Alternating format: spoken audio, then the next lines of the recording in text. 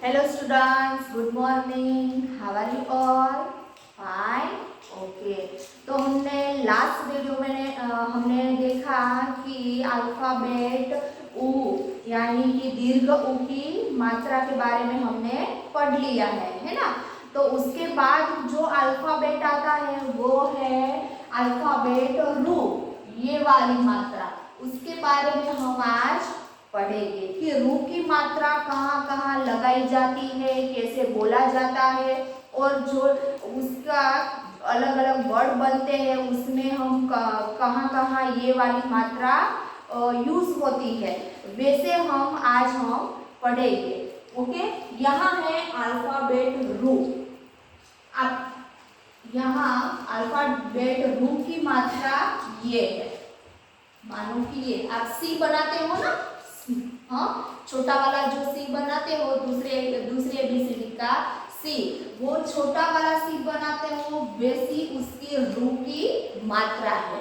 वो अलग अलग व्यंजन में हम यूज करते हैं कि क से अ तक हमारा व्यंजन है, तो उसमें हम ये मात्रा रू की मात्रा हम कैसे लगाएंगे, कैसे बोलेंगे, वो देखना है। हाँ, मानो कि यहाँ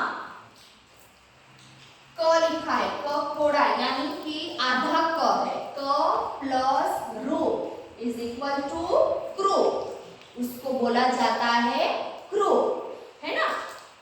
बाद में है ख प्लस रू यानी कि ये आधा ख है, उसके साथ में रू को लगाऊंगी तो बन जाएगा हमारा क्रू। क्या बोला जाता है? क्रू। वैसे ही ग है, यहाँ में आधा ग लिया प्लस रू, है ना, तो हमारा ये बन जाएगा ग्रू, इसको बोलते हैं ग्रू। मानो कि यहाँ लिखती हूँ, ये है लिखा मैंने क्रू, बाद में है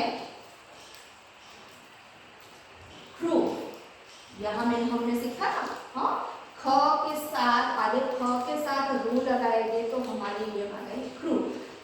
बाद में है ग्रू, ये है ग। मानो कि आपने यहाँ खाली ग लिखा, उसके नीचे ही हमें क्या करना है, छोटा वाला सी। आप करते हो वैसे लगा दोगे तो हमारी ये रू वाली मात्रा यहाँ पर लग जाएगी। आया समझ में? मानो कि यहाँ है घ, मैंने घ लिखा है, तो हमें कहाँ मात्रा लगानी है, यहाँ उसके नीचे ही छोटा वाला सी लिखते हो, वैसे लिखोगे तो हमारा बन जाएगा व्यंजन ग्रू। ओके, वैसे ही है च्रू, च के नीचे ऐसे लगाएंगे तो बन जाएगा च्रू। ये है छ, तो छ के नीचे ये मात्रा आएगी नहीं, च्रू हम बोलते हैं तो कि ऐसे वाले कोई शब्द लिखने में और लिखने या सुनने बोलने में बहुत कम यूज होता होगा या होता नहीं है, इसलिए हम यहाँ छ के नीचे ये रू की मात्रा आएगी नहीं। बाद में है ये झ, ध्रुव, एना पर पण आ रू की मात्रा आवशे नहीं। ज त ठ ड ढ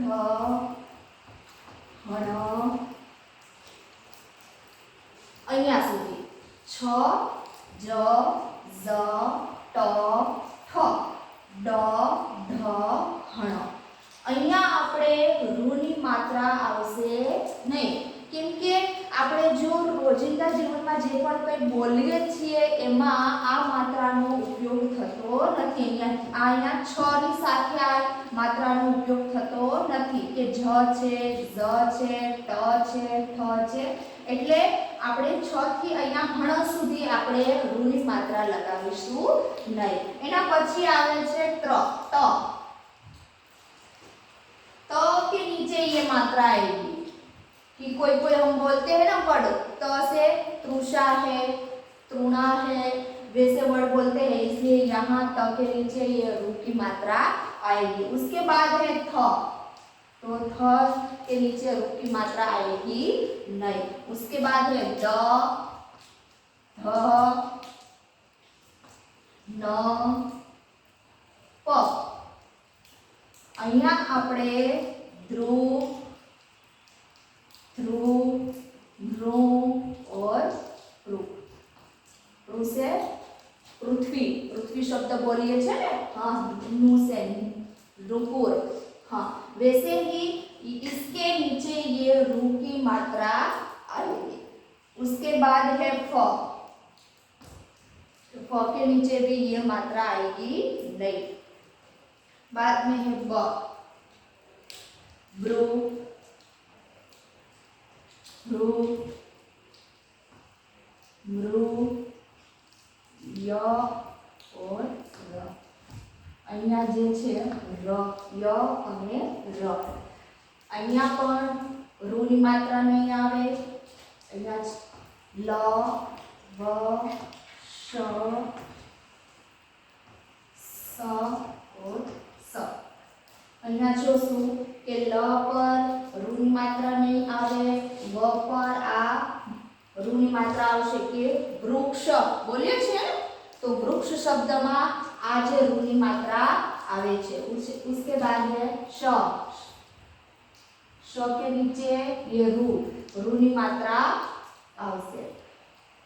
स, सनी नीचे पण रूनी मात्रा नहीं आवे कि वो ओछो उपयोग करिए छे स में, श्रु। और ये वाला जो सगड़ी वाला जो स है उसके नीचे रू की मात्रा आएगी कि हम सृष्टि वैसे कोई शब्द हम बोलते हैं, लिखते हैं, है ना। कोई कोई बार ये ऊपर ये से हम नीचे मात्रा लगाते हैं, वैसे कोई कोई बार ऊपर भी मात्रा आती है।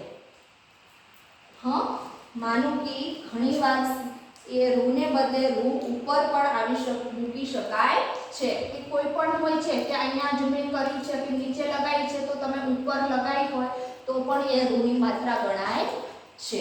ओके, तो वैसे ही कोई कोई हम शब्द देखेंगे कि रू की मात्रा लगाया हुआ जो शब्द है, मानो कि यहाँ है, यहाँ मैं लिख रही हूँ कि न, न के नीचे हमने ये मात्रा लगाई है ना रू की, तो र से क्या बनेगा रूप, वृक्ष, कृपा,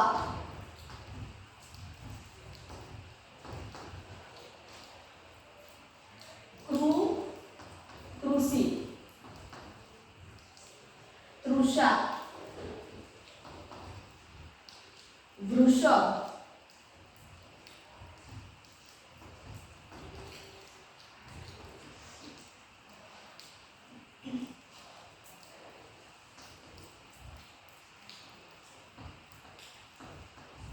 कृषक,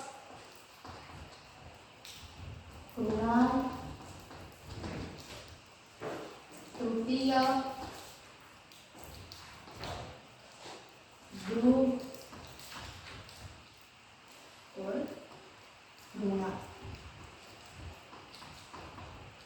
यहाँ पर मैंने ये रू की मात्रा लगाया हुआ कोई कोई ये वर्ड लिखे हैं, जैसे कि रूप, वृक्ष, कृपा, यहाँ कृषि, तृषा, वृषभ, कृषक, कृणाल, तृतीय, ध्रुव और ध्रुणा। इसके मानो कि यहाँ न के नीचे जो रू की मात्रा लगाई है तो रूप बन जाता है, व के नीचे की रू की मात्रा लगाई तो वृक्ष बन जाता है। वैसे कोई ये रू वाली मात्रा के ये से शब्द है। उसके अलावा भी आप अपने मम्मी पापा को पूछोगे कि इस ऐसे वाले शब्द कौन कौन से हैं, हाँ, कि हम बोलते हैं, सुनते हैं, तो रू वाला। हाँ, तो आ गया समझ में आज रू की मात्रा हम कैसे लगाते हैं और कैसे लिखते हैं और कौन कौन से शब्द में हम बोलते हैं। ओके, तो आज बस हम इतना ही और नेक्स्ट पार्ट हम नेक्स्ट वीडियो में पढ़ेंगे। तब तक थैंक यू।